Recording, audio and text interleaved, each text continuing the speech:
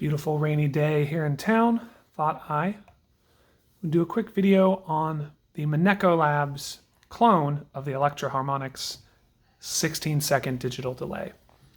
Very briefly, the controls, we've got coarse and fine. These are going to control essentially the repeat times. A little bit more about that in a second. Sweep is the modulation, speed is how fast it goes or how slow it goes, and that's the depth of the modulation. The infamous click. And then feedback is how many repeats, and blend is dry to wet. A few basic things about this pedal. Blend all the way down, you will still get the sound of the delays. The only way to turn off the sound of the delays is to disengage the bypass. The longer your delay times, the more 8-bit, lo-fi, your repeats are going to be. Whereas when these are lower, you'll get a much cleaner, more pristine sound. And lastly, this does change the sound of your guitar. When it's off, I don't hear a difference. When it's on, there is a slight difference. So those of you who might be tone purists, look elsewhere. But I think the fun of this box is sort of the chaos of it. Let's talk a bit about, some of the things I've noticed with it. Oh, one other thing about it. This is the slow/fast. If you are playing in slow mode and you switch it to fast, you'll be an octave up. And if you're playing in fast mode, you switch it to slow, your repeats will become an octave down. And then same thing here with forward and reverse, right? So first off, how does it sound just as a normal delay? I'm sure some people use it this way. Here's a quick little sound demo of that.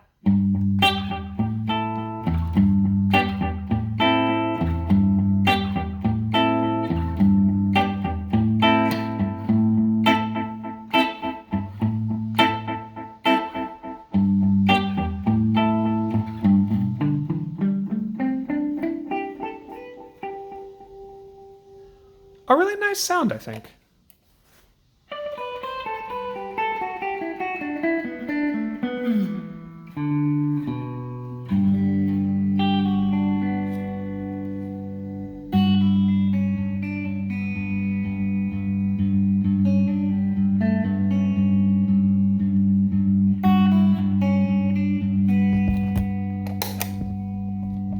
Now, when you engage infinite, the lower down that these sliders are, the smaller the amount of what you were just playing it's going to sample. So you can see when I clicked infinite, you hear right there, it's literally just the last thing I was playing, right?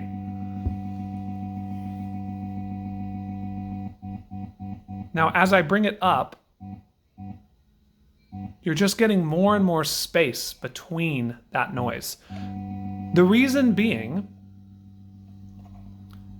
these things need to be set strategically, because however far up they are is how much of your playing it's going to keep sampled. Sorry, I keep knocking this. Is however much of your playing it's going to keep sampled when you engage the infinite switch. So the lower down this is, the less of your playing it's going to sample.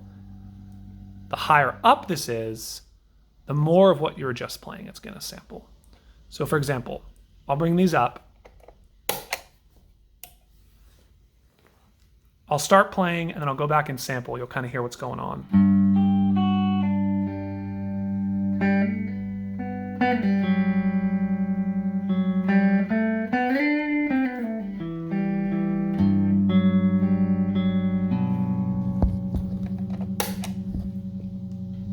Now, when this is engaged, anything you play will not go into the loop, right? So I could play something really bad. That's not going to go into this loop at all. Now, let's put it an octave up and reverse it. So if I start to move the coarse knob, it's going to change the length of the loop, shortening it. But it will retain the pitch.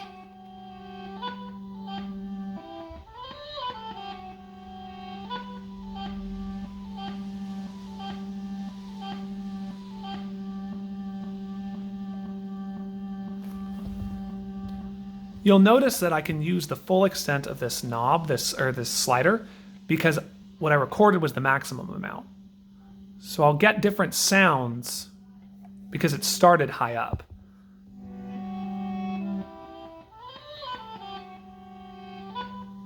Now, if I move the fine knob, you'll start to get pitch changes.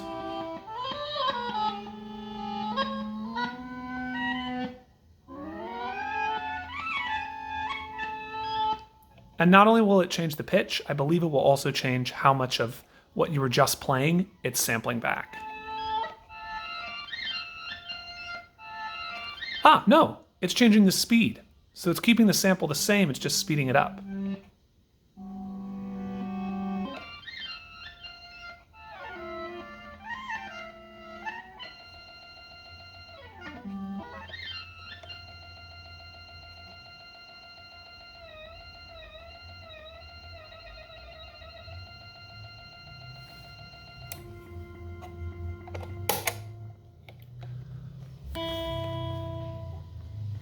Those are the main things about this pedal that I've noticed. A lot of people probably wonder how to use this section in ways that like Frizzell or Klein use it. And so that's mainly what I wanted to go over.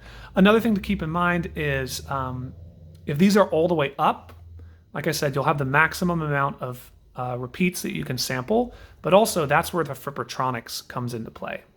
So the farther up these are, the longer it's going to take for what you're playing to come back to you.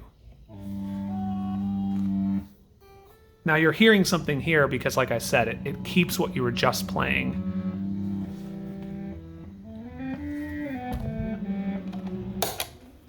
Pretty cool pedal.